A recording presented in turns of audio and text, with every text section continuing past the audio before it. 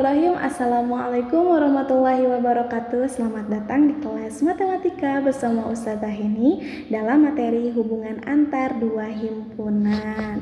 Oke, kita langsung saja ya. Nah, sebelum ke hubungan antar dua himpunan, Ustazah akan menjelaskan dulu diagram Venn agar memudahkan kalian untuk memahami hubungan antar dua himpunan tadi. Oke, diagram Venn itu apa sih? Nah, diagram Venn itu adalah salah satu cara untuk menyajikan himpunan. Nah, dengan cara seperti apa sih? Nah, kita lihat ya. Kalian boleh baca dia nanti tentang John Venn ini yang disebutkan sebagai pelopor untuk pembentukan diagram Venn. Makanya namanya ini didedikasikan dalam penamaan diagramnya. Oke, yang pertama caranya adalah himpunan semesta S digambarkan sebagai persegi panjang dan huruf S diletakkan di sudut kiri atas. Itu ya.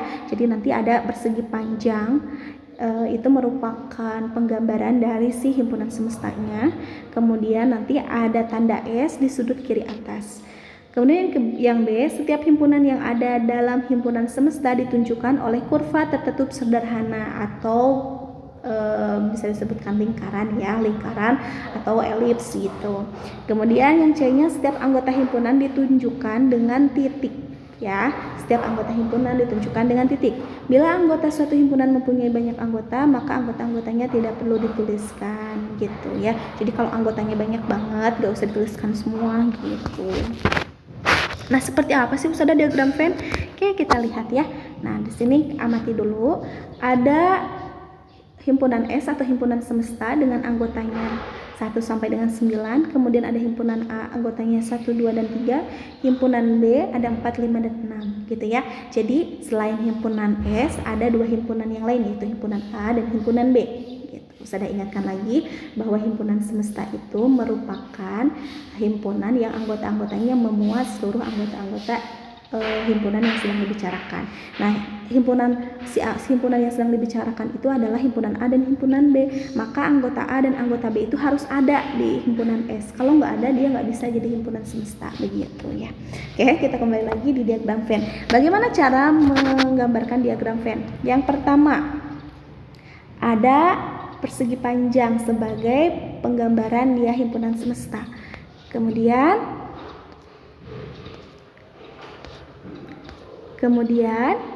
ada S di sisi pojok kiri atas ini ya. Nah, gitu. Karena ada dua himpunan A dan himpunan B, berarti si kurva tertutupnya itu sederhananya selingkaran lah ya. Selingkarannya harus ada dua, himpunan A dan himpunan B gitu. Sekarang kita tuliskan himpunan A-nya anggotanya. Nih ya, anggotanya 1, 2, 3. Harus pakai titik ya. 1, 2, dan 3 itu anggota himpunan A masuk ke dalam lingkaran yang A. Himpunan anggota B 4, 5, 6 masuk ke dalam lingkaran yang si B juga gitu ya. Nah, himpunan semesta kan 1, 2, 3, 4, 5, 6-nya ada di A dan B ya. Sudah ada. Mana yang belum ada? 7, 8, dan 9. Di manakah kita harus menuliskan 7, 8, dan 9? Sisanya ini dituliskan di luar lingkaran A dan lingkaran B karena dia tidak termasuk ke dalam himpunan A, himpunan B gitu ya. Nah, 7, 8, 9. Ustazah, kenapa yang himpunan semesta 1, 2, 3, 4, 5, 6-nya nggak ditulis ulang lagi? Nah, karena dalam diagram Venn ini harus ingat kalau himpunan itu anggotanya tidak boleh dituliskan secara berulang. Jadi 1, 2, 3, 4, 5, dan 6 juga merupakan himpunan semesta yang ada juga di dalam himpunan A dan himpunan B gitu. Jadi ini meskipun himpunan S tidak usah dituliskan lagi karena sudah ada di himpunan A dan himpunan B begitu ya. Bisa dipahami ya Salih dan Salihah? Oke, kalau sudah bisa memahami, kita lihat di sini. Ustazah nanti menggambarkan lingkaran A dan lingkaran B-nya apakah selalu terpisah begini ataukah tidak. Nah, kalian harus lihat di himpunan A dan himpunan B apakah ada anggota yang sama atau disebutnya anggota sekutu ya. Anggota sekutu itu anggota yang sama.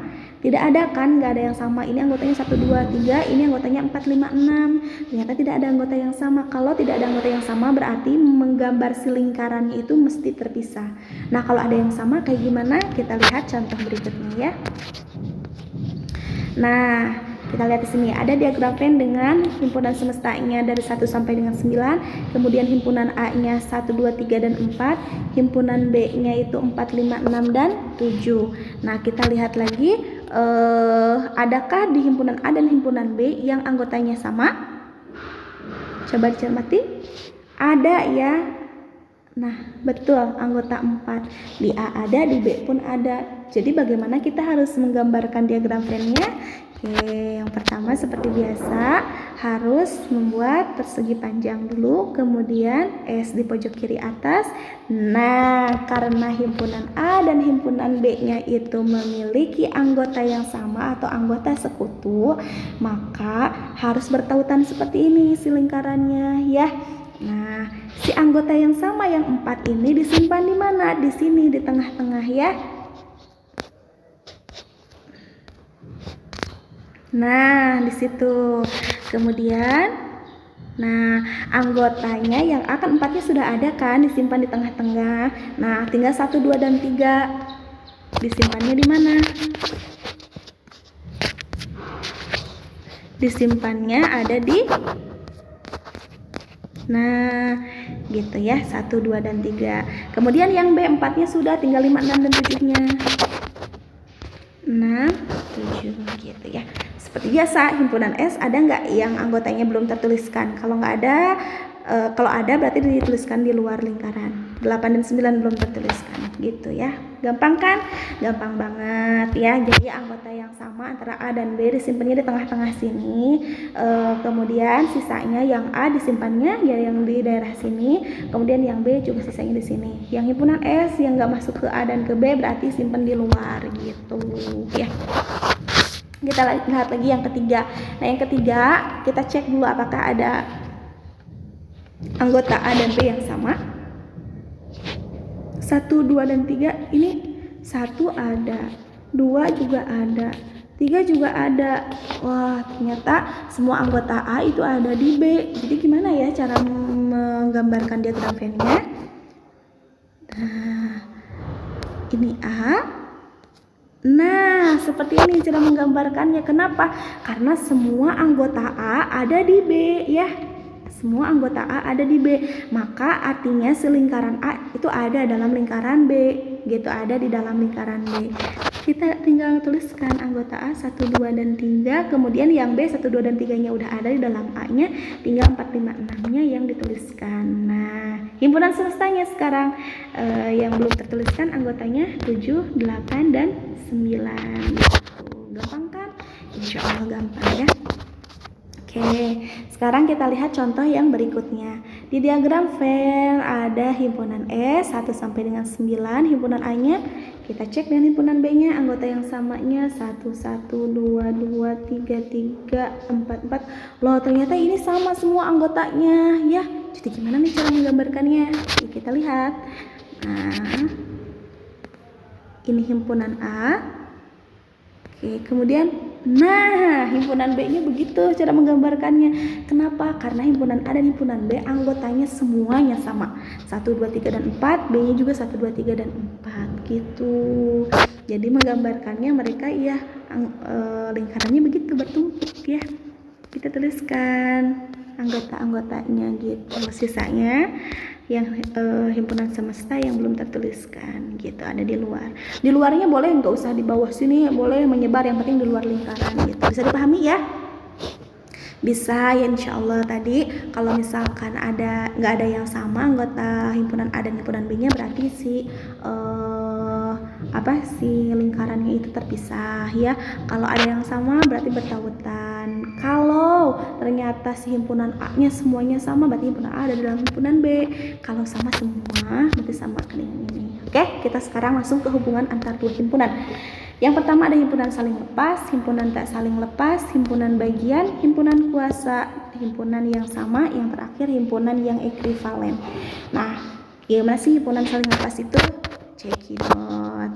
Himpunan saling lepas. Kedua himpunan dikatakan saling lepas jika tidak memiliki anggota sekutu atau tidak memiliki anggota yang sama. Nah, yang kayak tadi, yang kayak gimana nih? Yang si lingkarannya terpisah, itu namanya himpunan saling lepas ya.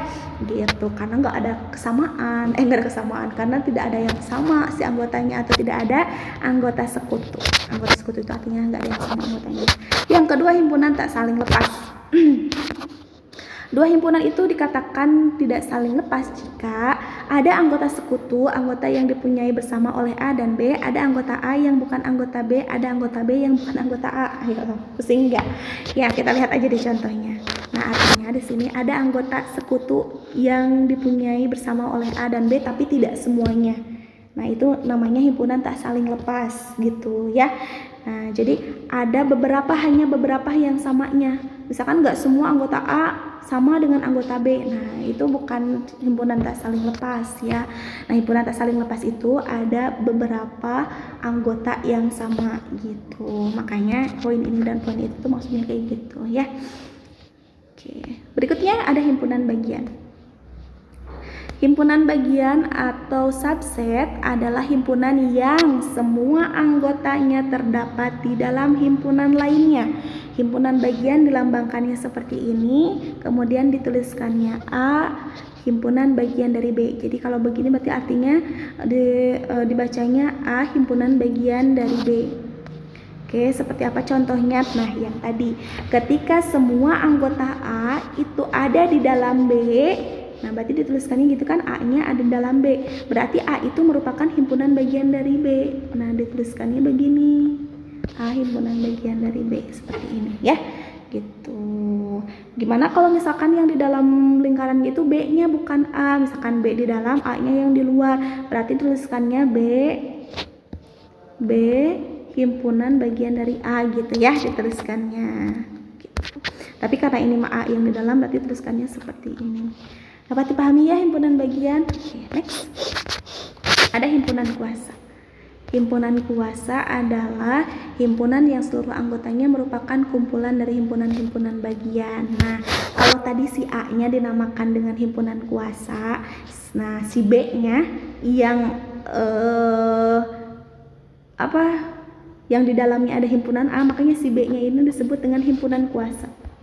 Yang berkuasa gitu ya, himpunan kuasa. Nah, si himpunan kuasa si A-nya ini, si B-nya ini gitu ya. Kalau tadi yang di dalamnya itu namanya himpunan bagian, kalau yang menaunginya atau yang si luarnya itu namanya himpunan kuasanya gitu. Bisa dipahami ya, insyaallah. Kemudian himpunan yang sama. Himpunan yang sama itu adalah dua himpunan dikatakan sama jika kedua himpunan tersebut memiliki anggota yang sama meskipun urutannya dapat berbeda. Jadi anggotanya antara anggota A dan anggota B itu harus sama persis. Kalau urutan gak jadi masalah, yang penting anggotanya harus sama. Gitu. Baru dia bisa dikatakan sebagai dua himpunan yang sama. Gitu. Nah, yang ini diagram Venn dari himpunan S. Nah, ya contohnya A-nya 1, 2, 3, 4, B-nya 1, 2, 3, 4. Nah, meskipun nanti si B-nya itu misalkan dari 4 dulu nulisnya 4, 3, 2, 1, si himpunannya ini tetap si himpunan A dan himpunan B ini anggota sama. Karena si anggotanya sama-sama aja, cuman beda menuliskannya aja, beda urutannya aja gitu. Tetap mereka itu himpunannya sama. Berarti A sama dengan B gitu, himpunan A sama dengan B. Jadi kami ya, insyaallah. Berikutnya, himpunan yang ekuivalen.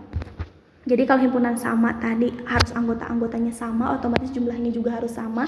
Nah, kalau himpunan yang ekuivalen, dua buah himpunan dikatakan ekuivalen jika banyak anggota dari kedua himpunan bernilai sama ya.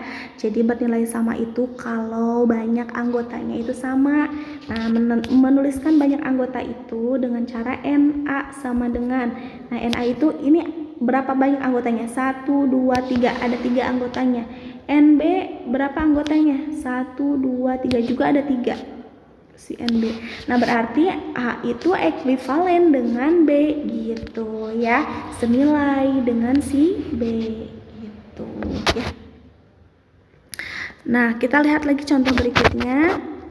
Nah, ini juga kita lihat A jumlah anggotanya sama, B juga jumlah anggotanya sama, berarti dia juga ekuivalen gitu, bisa dikatakan sebagai himpunan yang ekuivalen. Jadi intinya dua himpunan dikatakan ekuivalen itu kalau jumlah anggota mereka sama ya. Jadi kalau yang himpunan P jumlah anggotanya 10, himpunan Q jumlah anggotanya 10, berarti P dan Q ekuivalen gitu.